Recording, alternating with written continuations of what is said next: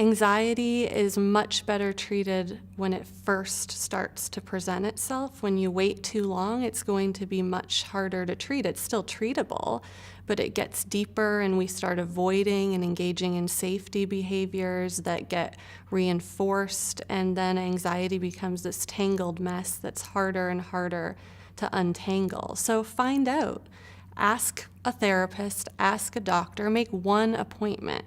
Meeting with a therapist and getting a consultation doesn't mean that you have to sign up for week-to-week sessions. You can just get some education so you can make an educated decision about what might be best for your child or yourself.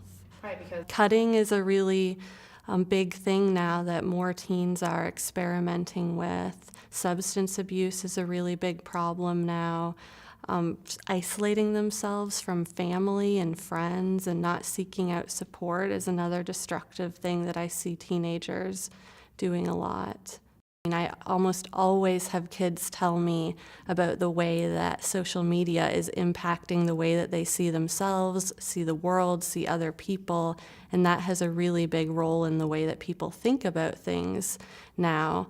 And parents, unfortunately, don't know how to treat anxiety because they're not therapists and want their kids to feel better, and so offer a lot of reassurance to kids, which is great for a kid that doesn't have an anxiety disorder.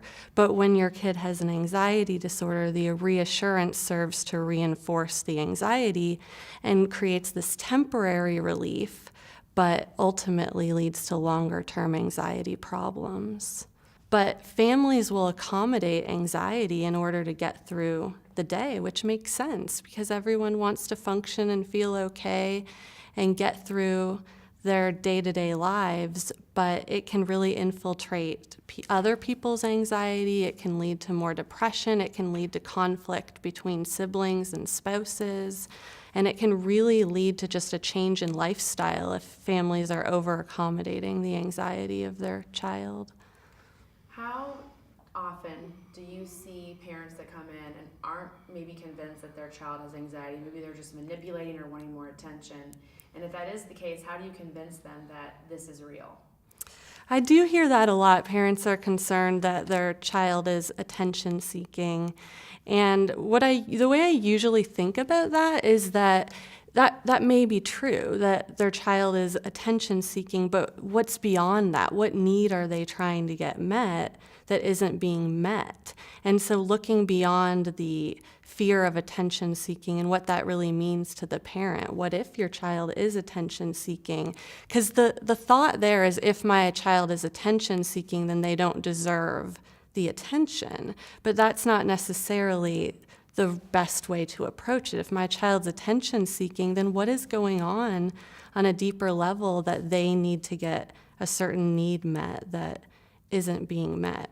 And most of the time when I explain the cycle of anxiety to parents, it really clicks for them and they can really relate to it in terms of their child. And so that's another way that it helps to explain why it's not necessarily just attention-seeking behaviors.